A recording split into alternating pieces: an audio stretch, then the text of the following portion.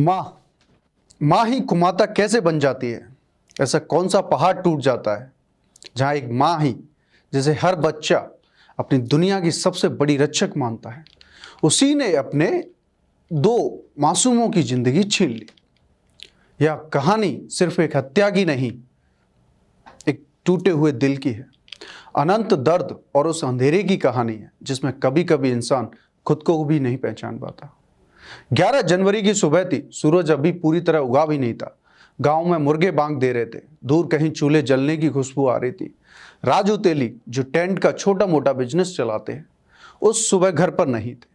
घर में सिर्फ 3 लोग थे, संजू देवी और उसके 2 फूल जैसे बच्चे, 12 साल का भैरू और 7 साल की नेहा। भैरू को स्कूल जाना था। नेहा अभी भी अपनी गुड़िया के साथ खेल रही थी। माँ चुपचाप खड़ी थी। उसके चेहरे पर कोई भाव नहीं था।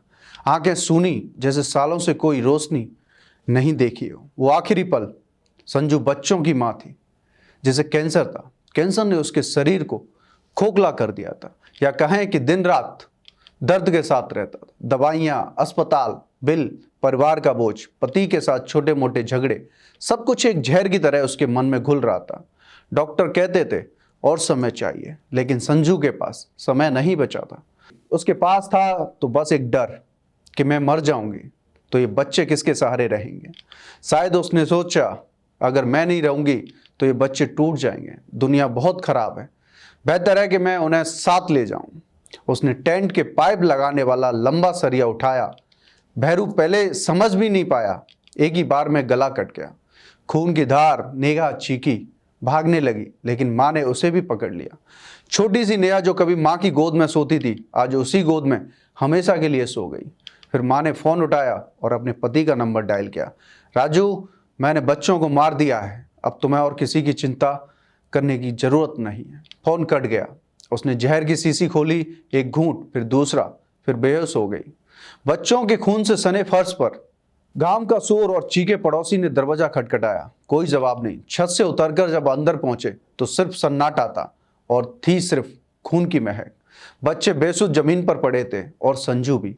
कोई चिल्लाया, अरे राम, ये क्या हो गया। गांव भर में अफरा तफरी मच गई। बच्चे छोटे छोटे थे, अभी कल तक खेलते कूदते थे। पुलिस आई, फोरेंसिक टीम भी आई, सब पोस्टमार्टम के लिए गए। संजू को अस्पताल ले जाया गया, लेकिन हालत नाजुक थी। क्या दोषी सिर्फ संजू थी? नहीं, यह कहानी सिर्फ एक महिला की नहीं है। यह उस कैंसर की है जिसने शरीर के साथ साथ दिमाग को भी खा लिया। यह उस मानसिक तनाव की है जिसे हम अक्सर मजबूरी कहकर नजरअंदाज कर देते हैं।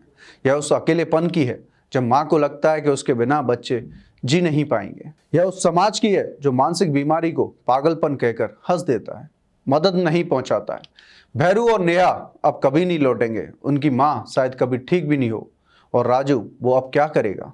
एक पति, एक पिता, अब सिर्फ एक टूटा हुआ इंसान। अगर कोई माँ इतनी मजबूर हो जाए कि अपने बच्चों को मारने का फैसला कर ले, तो हम सब कितने बड़े अपराधी हैं, क्योंकि हमने उसे अकेला छोड़ दिया था। उसने किसी की नहीं सुनी। कोई भी बड़ी बीमारी हो, उसे बीमारी से ज़्यादा मेंटली सपोर्ट की होती है। मैं राहुल टीसी शर्मा, देखते रहिए अपडेट इंडिया।